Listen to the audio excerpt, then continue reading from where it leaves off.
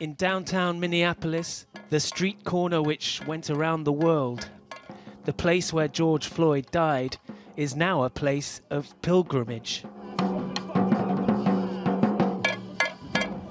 The roads are blocked off and locals tend the memorials.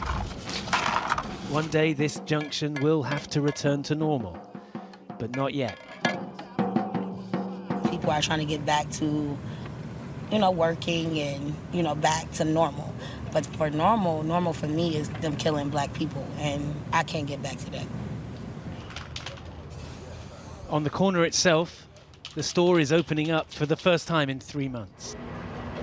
The police officers who killed George Floyd were responding to a call made from here. They had received counterfeit money. Now they only make emergency calls if there is a violent incident. It's no secret that this community isn't ready for a police presence. That's okay. That's okay. But let's not do it at the expense of creating a rest haven for crime. We've had 190 shootings since May 25th and 19 murders. Calls to defund the police echo most loudly on these streets. Weeks of protest have seen police stations burned or abandoned. And while the city's authorities struggle with how they might win back trust in their law enforcement, grassroots organisations in the suburbs are dedicated to lasting and meaningful change. You can have people protesting when things happen, but after 1 week or 2 weeks, everybody goes back home. We really have to push it harder, make sure everybody is on the same board, make sure we really hold our lawmakers accountable.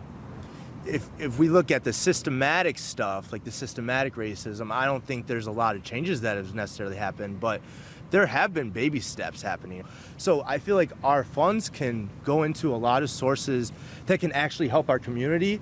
And I feel like we just spend way too much money on our police, whether it's militarized weapons, riot gear, whatever the case is, they're just getting too much funding, and I think it needs to be reallocated. I have been aware of racism for many, many years. My son is biracial, and I feel like for the first time I'm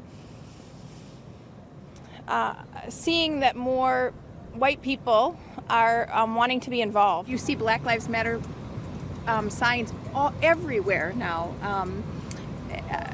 and to me that brings me a lot of hope that there will be change. It might not be in my time, it might not be in our kids' time, but I feel hopeful for my grandchildren.